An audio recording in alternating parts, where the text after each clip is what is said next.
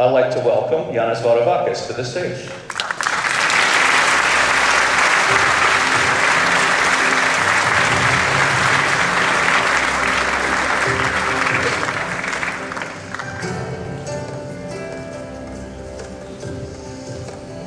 Good morning, everyone.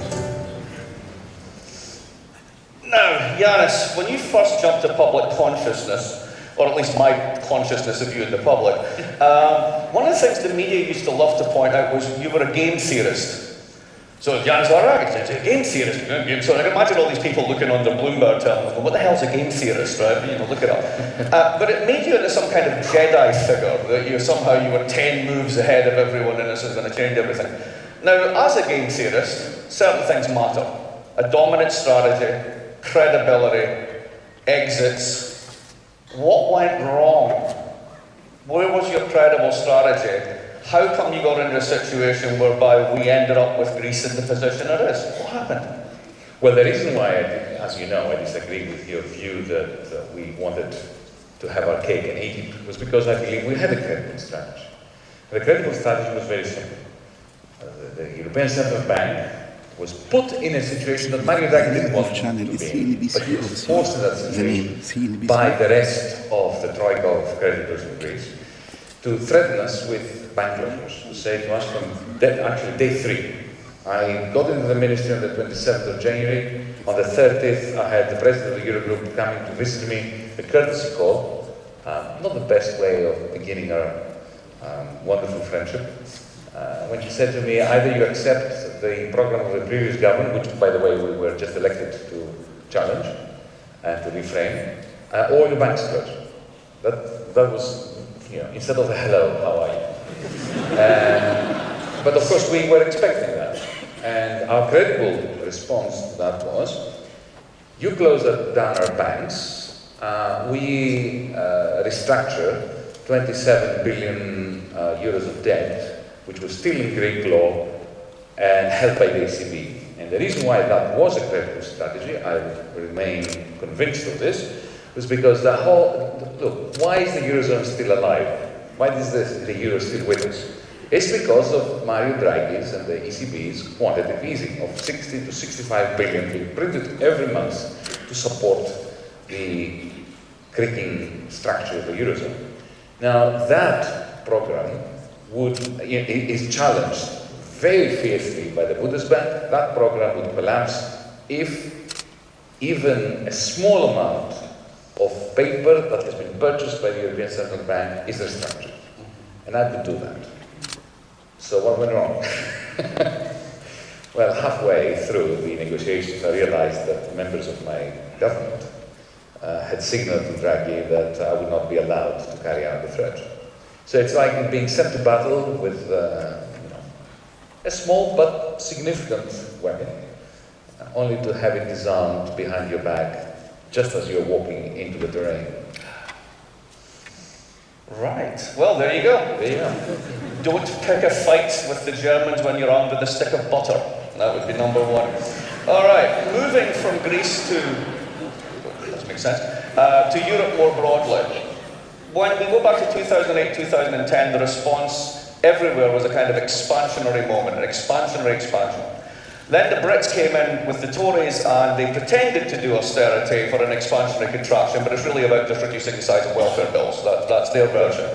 And then the eurozone keeps going on this contractionary contraction. They even stopped pretending it was expansionary.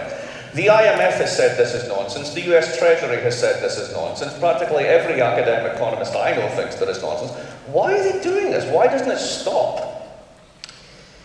2 reasons. First, compare and contrast the approach to the crisis in Britain or the United States with that in Europe.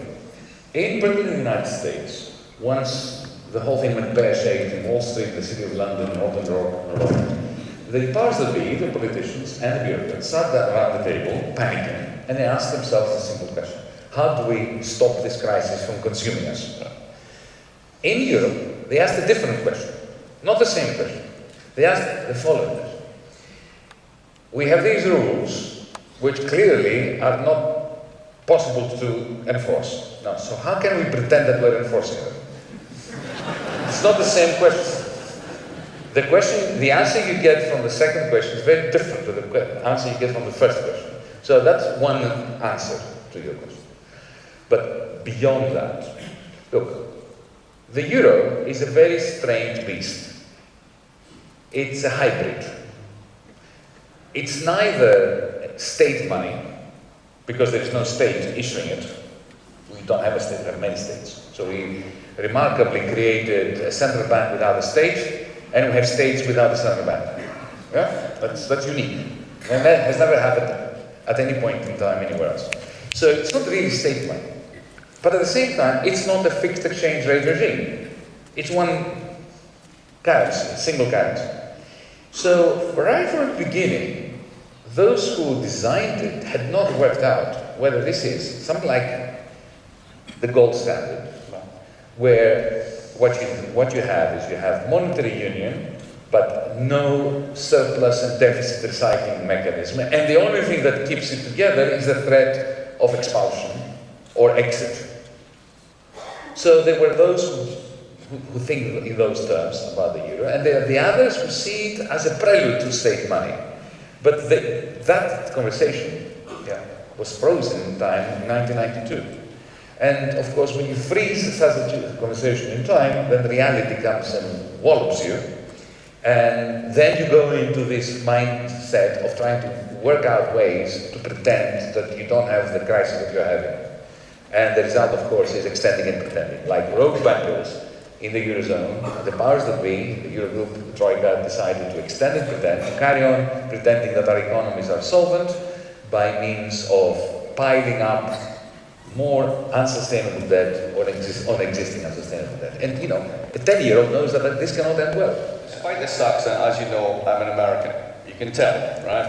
And the most famous Syrian refugee to come to the United States is Steve Jobs' father. Now, could you imagine if he didn't come to the United States, there would be no Apple, etc., etc. The world would be a very different place. Now, Germany's running out of people. Where I come from, Scotland is half empty. You could take the entire migrant crisis, dump them outside of Dundee and no one would notice. The place is vacant. The food would get better. I mean, there are multiple. It's all true. There are multiple upsides to this, and instead of which we managed to build a Europe coming out of the economic crisis that has emboldened petty nationalist forces, which are ugly. It's the ugly side of Europe. Why is it that Europe's elite are unable to make the positive case for migration? The short answer is that we had our 1929 moment in 2008. Just like after 1929, the gold standard started fragmenting, the common currency of that era, and very soon after that, Europeans started turning against one another and against a Middle Eastern people, the Jews. Similarly, with our generation, our common currency, our gold standard, the eurozone started fragmenting. Very soon after that, it was a beggar thy neighbor strategy that took over within, and denial. One proud nation turned against another. The Germans hated the Greeks hated the Germans, everybody as always hated the French, the British wanted out. So European politics, and of course, following after that, if on those flimsy foundations of a disintegrating union, you add an exogenous shock, especially one that is mostly Muslim and mostly alien to the worst parts of Europe's societies, the bigots, the nationalists, the racists. You end up with what we've ended up with. But you mentioned Scotland. I come from a place called Greece. We don't have a problem with refugees. We are a refugee nation. We're a bit like the Palestinians. We didn't have a state for 400, 500 years. In 1991, when the Iron Curtain collapsed, Greece is a country of 10 million. And within 5 months, we had an influx of 1 million refugees who actually stayed in Greece. They were not in transit. Half of Albania moved to Greece to begin with. Large parts of Romania, and so on and so forth. We handled it quite well. But we were not disintegrating like we are as a result of an impossible fiscal consolidation problem. When Lebanon, when Turkey, when Jordan can take millions of refugees, can't a Europe of 500 million people who are very rich by world standards handle this petty little refugee crisis? Of course it can. The fact that it's not doing it is simply a reflection on the loss of the integrity and the soul of the European Union as a result of that terrible architecture which is collapsing.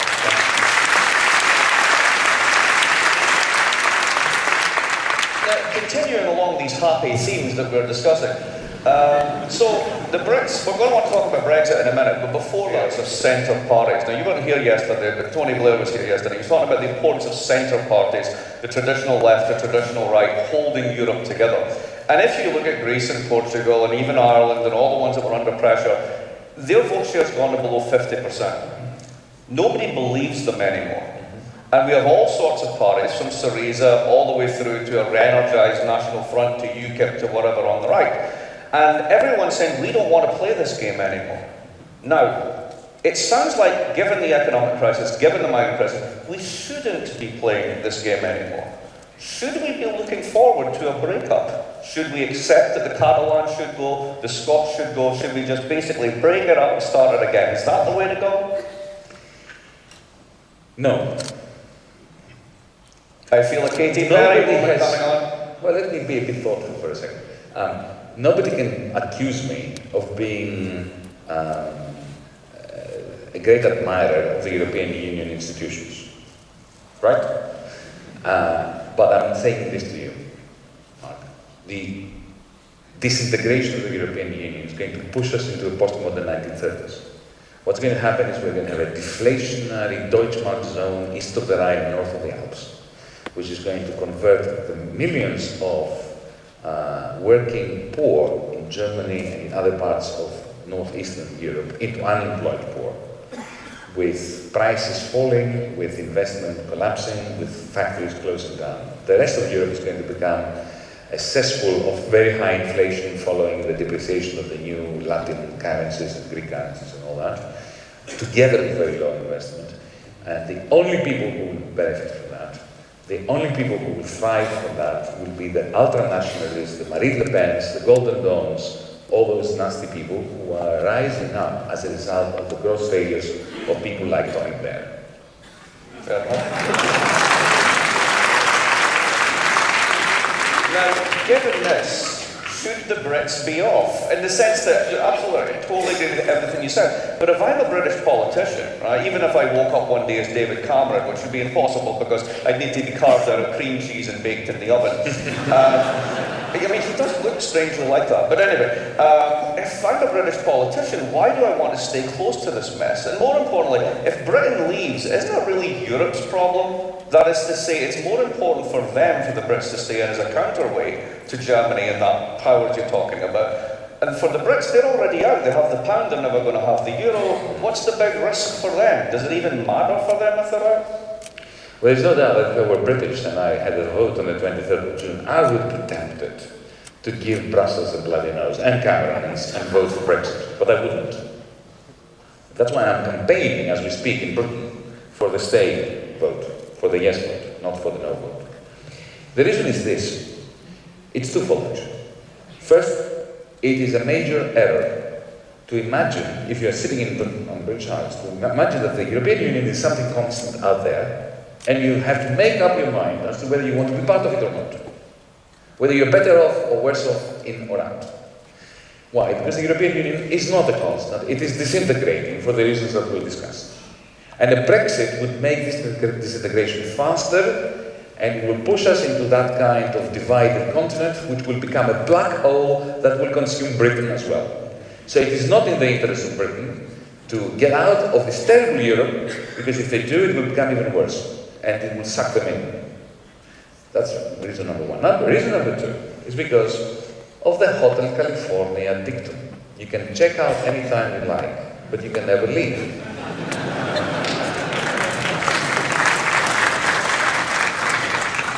By this, what I mean is, when I talk to my friends in the Tory party, and yes, I do have a lot of very good friends in the Tory party, which just goes to show how deep the crisis in Europe is. But when they say to me, we want to have nothing to do with these people, they asphyxiate you, look at the way they treated you, we cherish the sovereignty of the House of Commons, we want to get out and write our own laws. At the same time, which is great, at the same time they say we want to stay in the single market. And then I say, what? What is a single market? A single market is not a free trade area. A single market is a lot more than that. A single market requires, first, common industry standards, secondly, common labor protection rules, thirdly, common environmental protection rules. Now, in order to have these, you need common legislation, a common judiciary to police them, and a common executive. In other words, you need the three Montesquieu powers. So you need a common sovereignty, you need a common state. So by leaving, while staying in the single market, you're effectively deferring to an alien force in Brussels which is collapsing because you've left. How clever is this? It sounds very British. If you think that the whole goal of British foreign policy since time immemorial has been basically to weaken Europe, they're doing a hell of a good job. Let's go global on this one. So one of the funny things that's happened out of the crisis, I mean funny as in peculiar, is people like me and Martin Wolf of the Financial Times and other people said, this strategy to try and make everybody a bit more like Germany isn't going to work. You can't scale it up. They're not all net exporters. You can't imagine Europe running a surplus against. It's kind of weird because Asia is running a surplus against the rest of the world, which means the only bit that isn't is the United States. And Britain. And Great Britain, of course, but these days they're a bit small, so it doesn't matter. But anyway, what that means is, for the whole system to work, the rest of the world has to run a surplus, which is then paid for by American paper that yields nothing. There is another solution now. Intergalactic trade. That's true.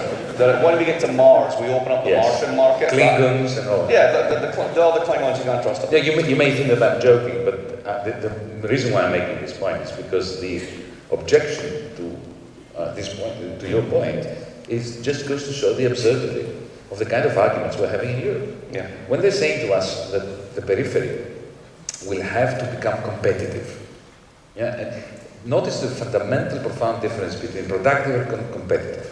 Productive is something we can all be more of, but we can all be more competitive. So when they are saying that the south of Europe has to become more competitive through net exports, effectively what they are saying is that we need to crush the rest of the world. We need to export deflation to the rest of Europe.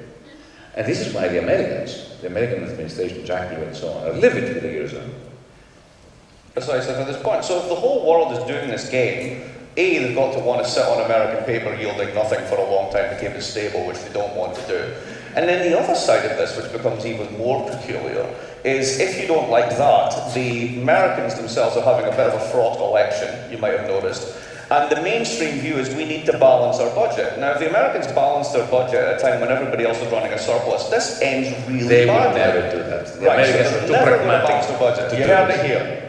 They're never going to balance a budget. Now, if that's the case, do we ultimately still rely on America to keep the whole show afloat? Is it the Americans that are sustaining this? How do we think about this globally? Well, what's the end game on all of this? The Americans, this is a very different issue because between the inauguration of Bretton Woods and the late 60s, America was a net exporter. It was a surplus nation, but it understood that in order to stabilize the global design that it created, they had to recycle that surplus. That's the Marshall Plan. This is the largesse towards Japan, and so on and so forth. At some point, they stopped having a surplus, so they couldn't keep this thing together. So they jettisoned Bretton Woods with the Nixon shock in '71, and then they did what you were alluding to. Paul Volcker, who is my hero in certain ways. In responding to something Kissinger had asked him in 1970, I believe. And the question that typical Kissinger question was, Paul, how can we maintain our dominance as the United States of America, given that we've lost our surplus? And Paul Volcker responded beautifully saying, well, we have to recycle other people's surpluses through the current account deficit. So the United States became a big, huge vacuum cleaner, sucking into its territory the net exports of everybody else, China, and later on, initially Germany, Japan, and so on. And the capital, and the profits of all those people who were voluntarily sending as tributes to Wall Street their profits, because they were getting a better net return after inflation. So America was doing this. It was the great recycler of the world's surpluses up until 2008. The tragedy was that what happens when $5 billion net goes in Wall Street every day? This tsunami goes in everyday Wall Street. Bankers in Wall Street find a way of levering it up, of turning it into huge amounts of paper money. And that was financialization. When those pyramids collapsed in 2008, something broke in this global model. The capacity of Wall Street and the American economy to recycle other people's surpluses broke down. And this is why we have the secular stagnation that Larry Summers is talking about. And this is why America cannot perform this role anymore. So if it's not going to perform it, the eurozone trying to run a surplus, Asia has to run a surplus because that was their reaction to the 97 shock. What's the end game? How does it play out? Because if America's not playing that stabilizing role through recycling these surpluses, what happens? Well, we keep heading south. We keep having this inexorable process taking us to the perfect storm of collapsing commodity prices, oil prices, of a dollar that is going up, and at the time when emerging markets, Brazil, China, and so on and so forth, are replete in dollar-denominated debt. We have a eurozone that is exporting to inflation, and nothing good can be the result of this process. Right, well I'm going to wait you get to do something different. Okay. You've got the keys to the eurozone, you're in charge, fix it. Okay.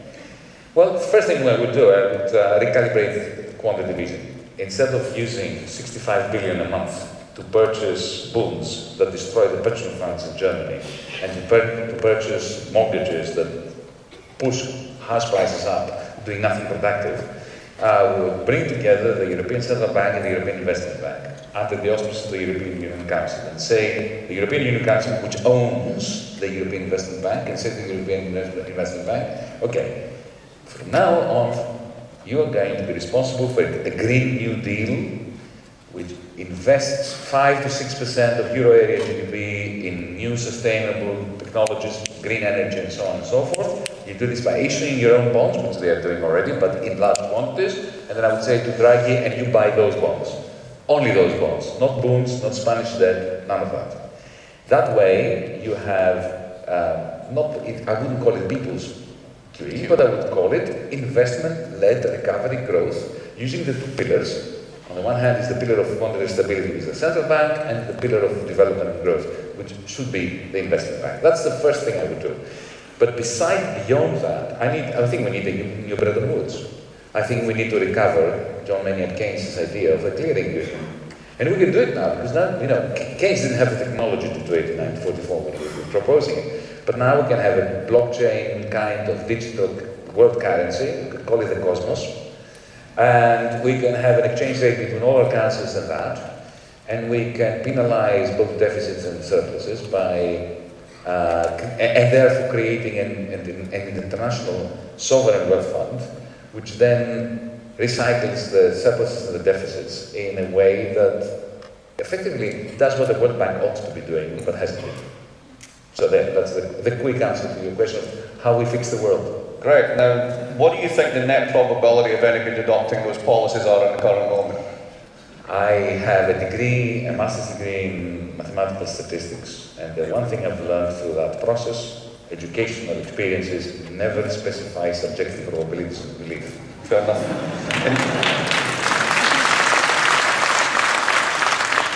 Well, let's stick with belief before I want to open it up to questions, because I'm sure people have got some questions for you. Just one more. So, you want to be in, but you understand that it's falling apart. You know exactly what it takes to save it, and although it sounds like a lot, given how much has been done in a bad direction and how much worse it could get, it's really actually small beer, and it should be done. Now, at the heart of all of this, you believe deeply in democracy, and you're involved in a new movement which has been launched in Europe called DIEM 25, Democracy in European Union Movement for 2025. As in Carpe Diem. Carpe Diem, yeah. Seize the moment. And it puts a great deal of faith in the power of ordinary people, perhaps through technologies, etc., to rip away the veil of secrecy, which has governed the way that the European Union has been governed, ECOFIN, so on and so forth. Now, as an American, I'll put on my American hat for a moment. That was my really bad American accent. We've got Trump just now, and we've got all sorts of crazy stuff going on. And those centre parties, which have gotten us into a lot of trouble, nonetheless did provide the foundation of political stability in Europe for 50 years. And we could be going off in a bad direction. Why should we have so much faith in the public and in the process of democracy when it can be so easily led astray? Well, the answer was provided by Winston Churchill. Faith in the public is a terrible thing to have, but it's better than all the alternatives. I grew up in a dictatorship. My parents grew up in a dictatorship. And I much rather put my faith in the capacity of the demos, of all of us, to get together, knowing that individually we do not have the answers, and try to synthesize what we bring to the table into a common approach to our common problems. I much rather put my faith in that, however misplaced it might be, than to put my faith in some dictator. Or, even worse, some European Union shadowy apparatchik. Fair enough. And with that, I think I'd like to open it up to questions. Do we have microphones around? What is still felt in Europe, that there is a Northern Europe, rich, and a Southern Europe, poor, with structural economic issues, higher unemployment, maybe organizational issues within the macroeconomy that is still not on par with Northern Europe. Tell us about structural reform. That's what that always falls under. Look, I come from a country that needs a lot of reform.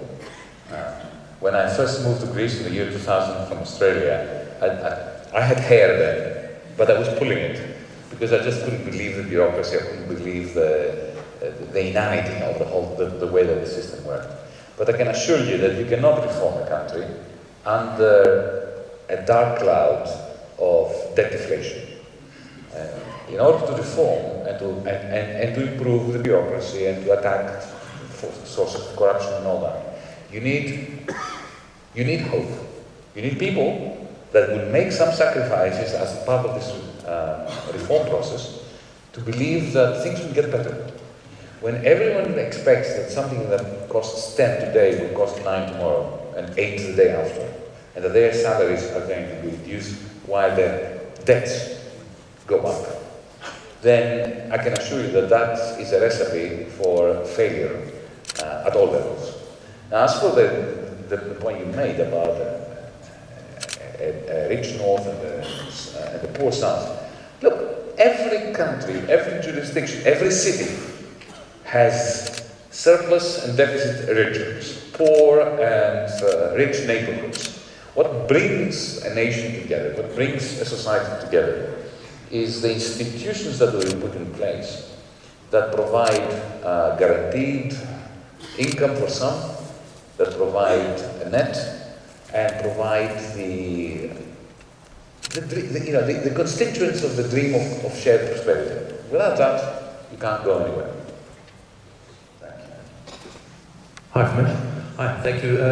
Thank you for taking my question. Ashley Warren from Armstrong Economics. You say that the European Union it's not working as it is, and obviously we see many countries negative interest rates.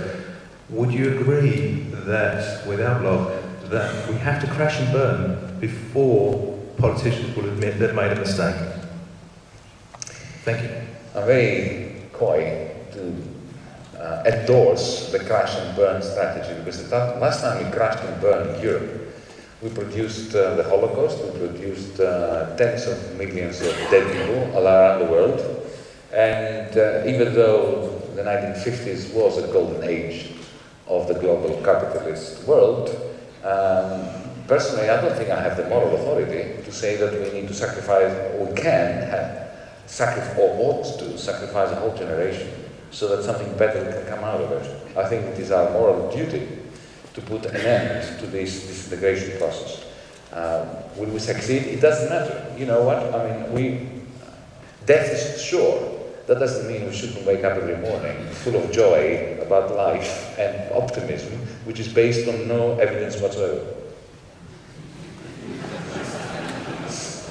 There goes my game plan then. Do we have mindless optimism's kept me going for quite some time. Do we have another question? Yes, right there. What is your strategy to change the reputation of the national sport of Greece, which is Of the what? national sport of Greece, which is the corruption and tax evasions? That was described by Greek politicians. Well, interestingly, the crisis has reduced corruption because there is a lot less dough to go around. But no. Well, let me share a story with you. Let me share a story that's very painful to me. The first thing that I tried to do outside the realm of negotiations, something internal within my ministry, was to use a unique opportunity that we had in 2015 to catch tax cheats for the last 20 years. Those who were cheating on taxes for 20 years. The reason why we had this opportunity was I managed to twist the arm of the bankers to get digital data sets with all transactions for the last 20 years within the Greek banking system and between the Greek banking system and foreign banking systems. You know, it took 2-3 months of arm wrestling to get this data. And the idea was to put this together algorithmically with tax returns and have an algorithm tell you, sort of flag potential cases of major discrepancies between tax transactions of particular tax file numbers and what was declared by those tax file numbers. And this was something that was highly doable. Right? To my horror, our troika of lenders, who supposedly are the ones that are pushing Greece towards reforms, did everything in their power to stop this. Subterraneously, illicitly. They controlled the Secretariat for Public Revenues in my former ministry, and I got no cooperation from my own Department of Public Revenues on this, and I have on good authority that they were in cahoots with the Troika. Why? Because the greatest supporters of the Troika in Greece are the oligarchs. They are the ones who run the media, they are the ones who run the bankrupt banks that rely on loans from the bailout fund. So, a country that was on the verge of a revolution, of people saying, you know what, it's about time that we turn the page. I can assure you that those who voted us in wanted an end to corruption. They didn't vote us in order to maintain the corruption. They were sick and tired, they were the victims of corruption. And to be crushed by a troika, which in the name of reforming Greece, stopped us from doing this. And just to end my story, I resigned on the 6th of July. On the 20th of July, the working group that I had created between the two departments, the IT department of my ministry and the public revenues department, was disbanded. And then in the memorandum that the Troika imposed upon the government, it was explicitly stated that the unit that I had created in order to fight that and to catch those cheats, and we're talking about 500,000 cheats, that would be disbanded and absorbed in the public revenues department. At that moment, we realized that the unholy alliance between the corrupt oligarchy and the reforming troika is just a very difficult enemy to defeat. One more question. Discussion. Just a quick question. I'm not being paid enough to lie.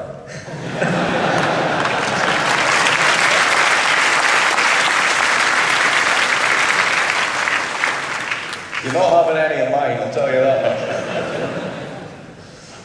Given some of the common global issues that we face through environment, through corruption, through currency, you mentioned perhaps a global currency resetting of Bretton Woods. What's your view on a form of global governance? Do you see parts of governance being ceded by countries and we're moving more towards a framework of global governance in the world? I very much fear that we're moving in the wrong direction, exactly the opposite direction. We're moving towards the 19th century, a version of the 19th century where everything boils down to power relations and not governance. Look, after 2008, the emerging markets refloated global capitalism through a great deal of borrowing from the banks, the central banks that were issuing easy money. The West, Europe and the United States were therefore given 5 or 6 years to get their act together. They failed. Because in the final analysis, speaking of governance, both Europe and the United States are ungovernable. The United States is clearly ungovernable. At least they have automated mechanisms which allow the country to do well. But in terms of the political regime, the political class in America, you have a constitution that ensures, more or less, that the White House will be vetoing Congress and Congress will be vetoing the White House. So ungovernability is embedded in the US Constitution. In Europe, the less I say, the better. Yeah? So the West failed to use the space and the time that the emerging markets created for global capitalism. And now the chickens are coming home to roost in the emerging markets, and the United States and Europe have not managed to extract themselves from the previous crisis while the new crisis is hitting them. So this failure of governance is not auguring well for the kind of global governance model that you are alluding to, which is, of course, the only way of managing the planet in a rational way. Well, let's hope that this audience and other audiences listen to some of those points, take them in, and we start moving in the right direction. I, for one, don't have a vote in Britain, but if I did, you would convince me to stay in, even though I too would be in the box going, go on, just to stick it to them. But I can't. It's been a pleasure, Yanis. Thank you very much. Thank you so much. Thank you.